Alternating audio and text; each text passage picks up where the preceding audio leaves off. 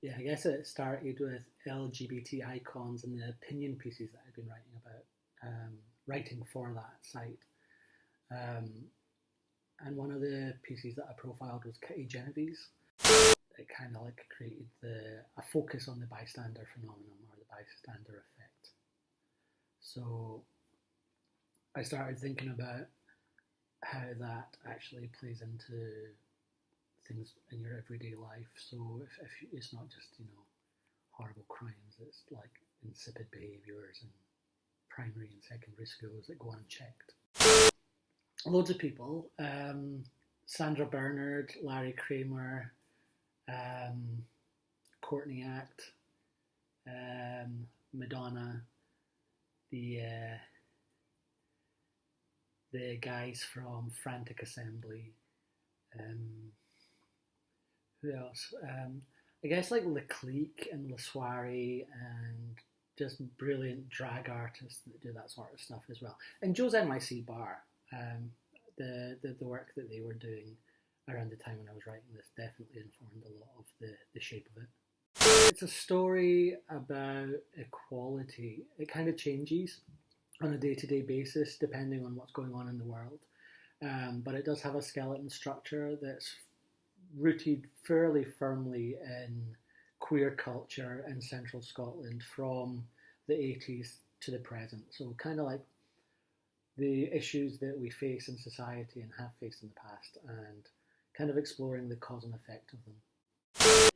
Just because of the state of the world. I mean, like the fact that when I started writing this, people didn't really know what the bystander effect was that much. Well, they certainly didn't know what confirmation bias was.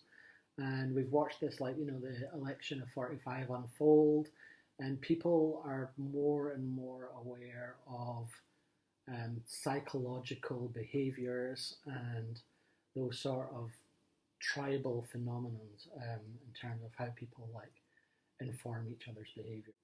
So it's a good time to do this because people are already talking about that. People are already becoming a bit more socially aware, a bit more woke.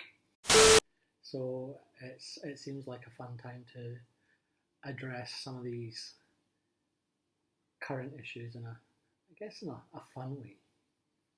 I hope a fun way. We don't get any funding, we don't get any public funding, so there's nothing to subsidise it.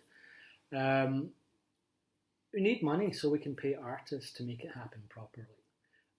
Because there's an ambition for this to be a much bigger thing that goes on and has a life of its own for the next, well, not a life of its own, a life that we control and grow and nurture. But there's a shortfall in the budget, so we needed to make sure that we pay artists appropriately, that we have money to promote the work, to do sort of marketing, venue fees, paying technicians, and all the usual costs associated with staging theatre, cabaret, really. I want to do some scratch performances of it, so like maybe do a regular weekly performance. Once it's developed, sort of get it in front of different kinds of audiences to see what the potential of it is, and then present it during the Edinburgh Festival Fringe, the Edinburgh Festival Fringe, and kind of see what the interest would be on taking it to other queer festivals, to queer venues, to then explore other avenues, see what it could become if the focus was women's issues, or if it was about race, or if it was about gender. My feeling is that it will always be about all of those things anyway, based on conversations that we've had with artists who have read the work and who are having their own responses to it.